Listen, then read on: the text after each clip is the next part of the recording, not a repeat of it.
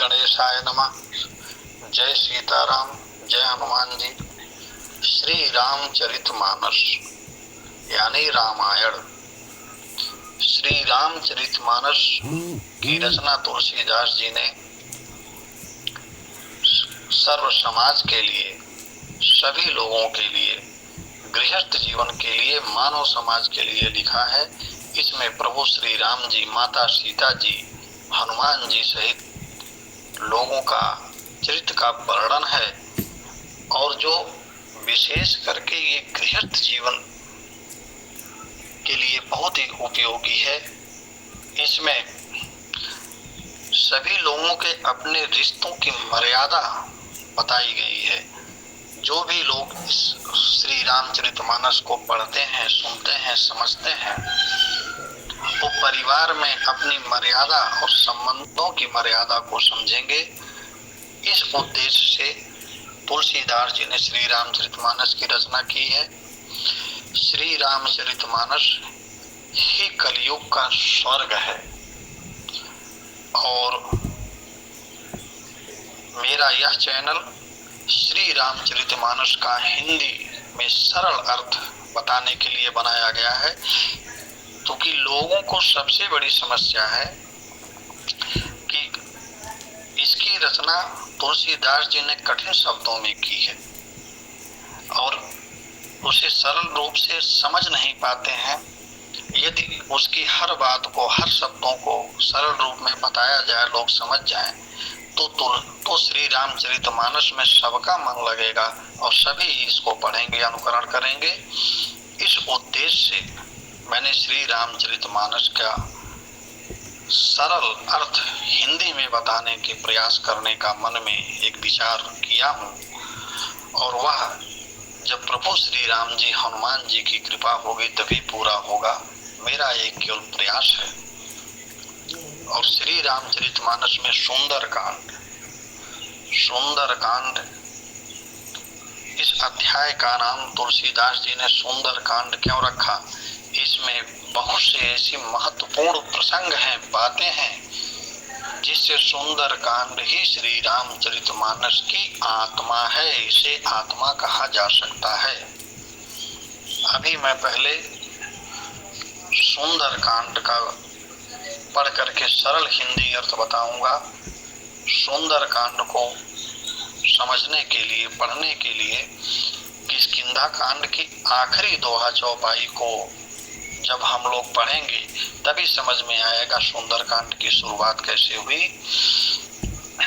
तो मैं इसको कोशिश करता हूँ। आप सभी लोगों से निवेदन है कि यदि हमारी यह हिंदी अर्थ आप लोगों के समझ में आए, आप लोग इसे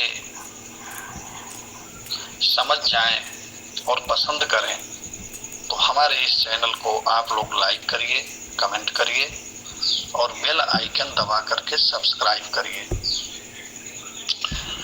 तो अभी किष्किंधा कांड का आखिरी दोहा चौपाई हम पढ़ते हैं। बलि बाधत प्रभु बाढ़े सोतन वरण न जाई, उभय घरी मह दीन्ही सात प्रदक्षिण धाय, सियावर रामचंद्र की जय, पवन सुत हनुमान की जय। जामवंत जी ने जब गिद्धराज वानर सेना की टुकड़ी को यह कह करके चले गए कि मैं सीता जी को देख रहा हूँ, सीता माता समुद्र के उस पार लंका में अशोक वाटिका में बैठी है, तो वानर सेना में एक निराशा हुई कि समुद्र पार कौन करेगा। जामवंत जी कह रहे हैं कि अब तो मैं बूढ़ा हो गया हूँ, जब मैं जवान था उस समय जब प्रभु श्री राम जी ने राजा बलि से दान मांगा था, भूमि दान मांगा था, तो 2.5 परग में ही पूरे उनकी भूमि को नाप लिया, तीनों लोक को नाप लिया और इतना बड़ा विशाल शरीर धारण किया जो जमीन से, पृथ्वी से लेके आसमान तक फैला हुआ था। बलि बाधत प्रभु बाढ़े सोतन वरण न जाए। बलि, राजा बलि को बांधने के समय प्रभु श्री नारायण ने जो अपने शरीर का विस्तार किया था, उस शरीर का वर्णन कहा नहीं जा सकता है, ये जामवंत जी कह रहे हैं। उभय घड़ी मह दीन ही सात प्रदक्षिण था। उस समय मैं नौजवान था और उभय घड़ी, उभय माने दो घड़ी, दो घड़ी, मैं उस विशाल शरीर को केवल 2 घड़ी में ही दौड़ करके 7 चक्कर लगा लिया था, 7 बार प्रदक्षिणा कर लिया था। लेकिन क्या करूं, अब मैं बूढ़ा हूं, वह बल और शक्ति मुझ में नहीं रही। उसके बाद क्या होता है, अंगद कहे जाऊं मैं पारा, जी संशय कछ फिर दीवारा, जामवंत कह तुम सब लायक, पठैय किम सब ही करनायक। काई रीच पति सुनु हनुमाना, का चुप साधि रहो बलवाना, पवन तनय बल पवन समाना, बुद्धि विवेक विज्ञान निधाना। कवन सो काज कठिन जग माही, जो नहीं होई तात तुम पाही, राम काज लगित अवतारा, सुनतहि भयउ पर्वताकारा। कनक बरन तन तेज बिराजा, मानहु अपर गिरिन कर राजा, सिंहनाद करि बारहि बारा, लीलहि नागहु जल निधि खारा। सहित सहाय राम नहीं मारी, आनहु इहाँ त्रिकूट उपारी, जामवंत मैं पूछूं तोहि, उचित सिखावन दीजै मोहि। यतना करौ तात तुम जाई, सीत ही देखी कहो सुधि आई, तब निज भुज बल राजीव नैना, कौतुक लागी संग कपि सेना। अंगद कहे जाऊं मैं पारा, जी संशय कछ फिर दीवारा। अंगद ने कहा कि मैं उस पार तो जा सकता हूँ, समुद्र पार कर सकता हूँ, परंतु वापस आने में मेरे मन में कोई संदेह है, शंका है कि मैं वापस आ पाऊंगा या नहीं। जामवंत कह तुम सब लायक, पठैय किम सब ही करनायक।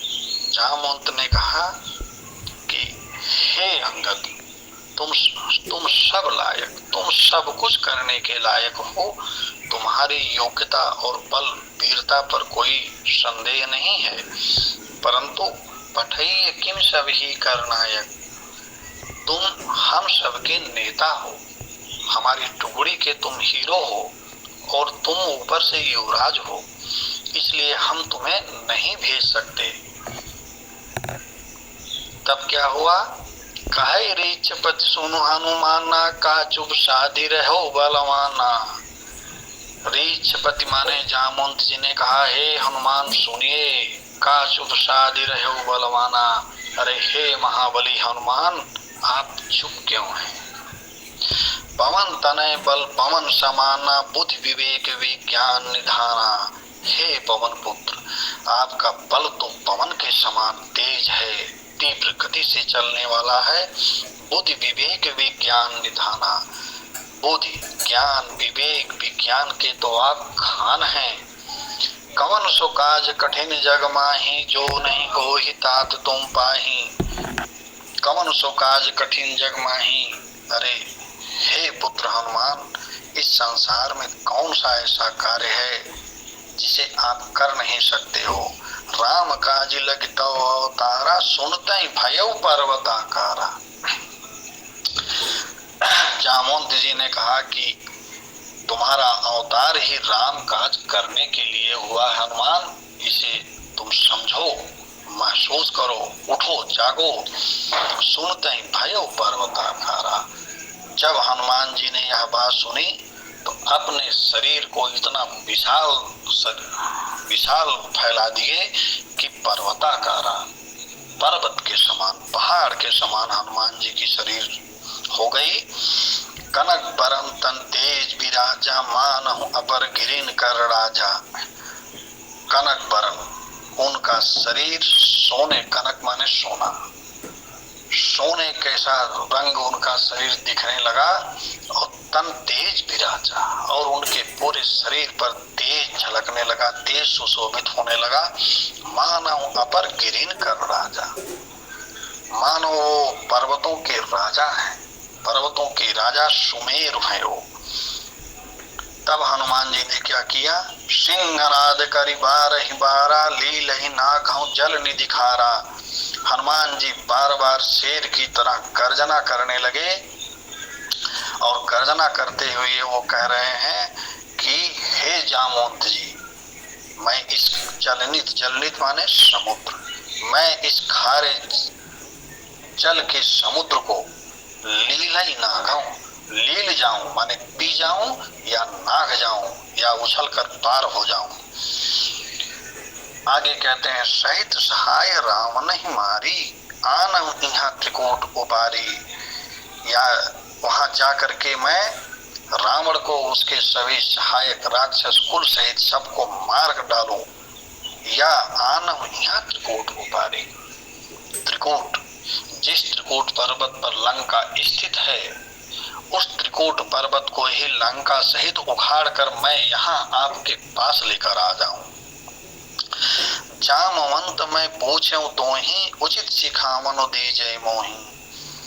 हनुमान जी कहते हैं हे जामवंत जी, आप हम लोगों से सबसे सीनियर हैं हमारे बीच में और सबसे श्रेष्ठ हैं, बुद्धिमान हैं।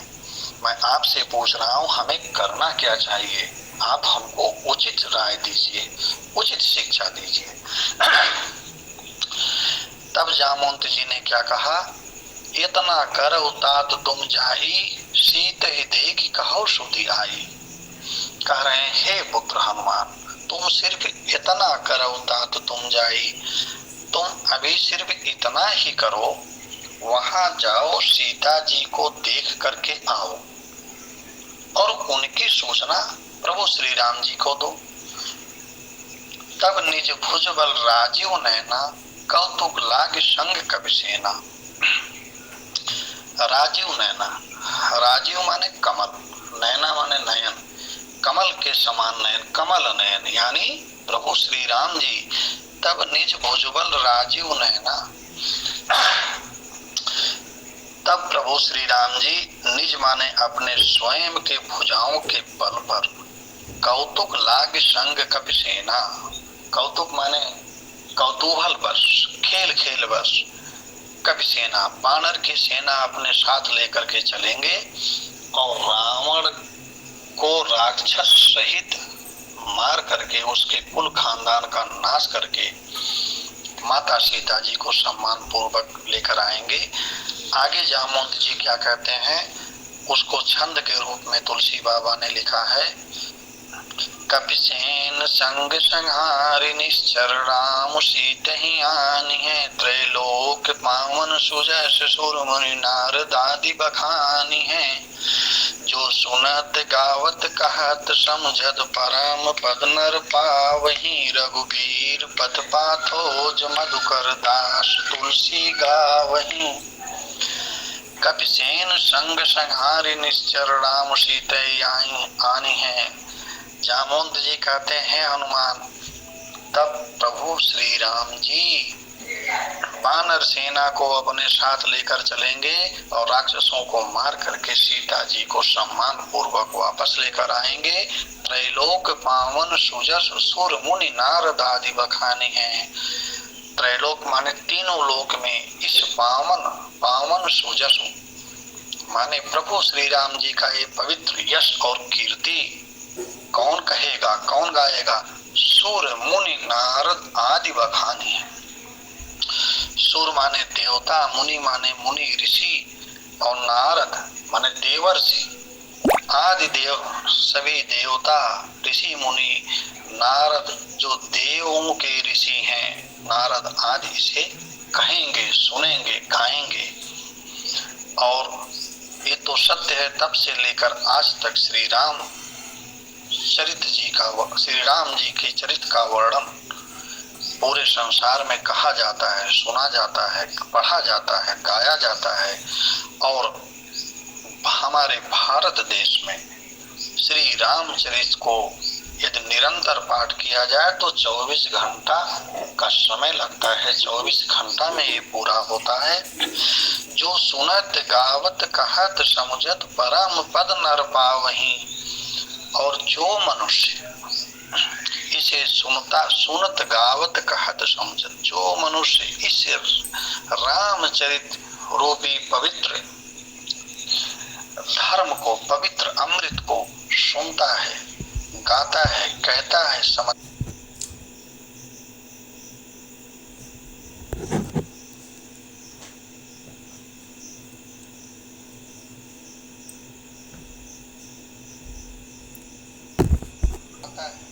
है, वो परम पद नर पावे। प्रभु श्री राम जी के परम चरण को प्राप्त करता है। रघुवीर पथ पाथोज मधुकर दास तुलसी गावहीं। प्रभु श्री राम जी के चरण कमलों का तुलसीदास जी कहते हैं कि मैं एक मधुकर माने भौरे की तरह इसे कह रहा हूँ, गा रहा हूँ, पढ़ रहा हूँ, लिख रहा हूँ। जिस तरह से एक फूल पर भौरा आकर्षित होकर मड़राता है, उसी तरह से प्रभु श्री राम जी के चरित्र पर आकर्षित होकर के तुलसीदास जी मड़रा रहे हैं और इस ग्रंथ की रचना कर रहे हैं। भव भेषज रघुनाथ जस सुने जनर अरुणारी, दिनकर सकल मनोरथ सिद्ध करें त्रिशरार। सियावर रामचंद्र की जय, पवन सुत हनुमान की जय। भव भेषज रघुनाथ जस, भव भेषज माने भव सागर, रघुवीर रघुनाथ जस प्रभु श्री राम जी का जो यश कीर्ति है वो संसार रूपी भव सागर के रोगों का नाश करने की एकमात्र अचूक दवा है। भव भेषज रघुनाथ जस सुने जनर अरुणार। प्रभु श्री राम जी का जो ये चरित्र है, यश कीर्ति है उनके चरित्र के वर्णन में, वो संसार रूपी भव सागर में जितने भी रोग हैं उसकी अचूक दवा है। सुने जिनर अरुणार, जो भी पुरुष और स्त्री इसे सुनता है, समझता है, तिनकर सकल मनोरथ सिद्ध करें त्रिशरार। उनके सभी मनोकामना कौन पूर्ण करते हैं? त्रिशरार माने त्रिशरा राक्षस के शत्रु यानी प्रभु श्री राम जी उसके पूरे करते हैं। नीलोत्पल तन श्याम, काम कोटि शोभा अधिक, सुनीता सुगुणग्राम, जासु नाम अखगवधिक। नीलोत्पल तन श्याम माने नील कमल के समान उन प्रभु श्री राम जी का सांवला शरीर है। काम कोटि शोभा अधिक, काम कोटि, कोटि माने करोड़ों, करोड़ों कामदेव से भी अधिक वो शोभायमान है, सुंदर है। सुनीता सुगुणग्राम, जासु नाम अखगवधिक, जासु नाम अखगवधिक माने जो भी लोग इस चरित्र को सुनते हैं, जासु नाम अखगवधिक माने पाप रूपी हमारे जीवन में, मानव जीवन में जो पाप रूपी जितने पक्षी हैं उनको अग खग बधिक, खग माने पक्षी, बधिक माने मारने वाला, अग माने संसार में जीवन में, लोगों के जीवन में जो भी पाप रूपी पक्षी हैं, प्रभु श्री राम जी का चरित्र उसे मारने वाला बधिक है, यानी उन पाप पक्षियों को मारने वाला बधिक है प्रभु श्री राम जी का चरित्र। जो इसे सुनते हैं प्रभु श्री राम जी के चरित्र को, उनके संसार रूपी पाप का नाश हो जाता है। अब इसके बाद सुंदरकांड की शुरुआत होती है, जिसकी शुरुआत हम अगली कड़ी में करेंगे। जय सीताराम, जय हनुमान जी।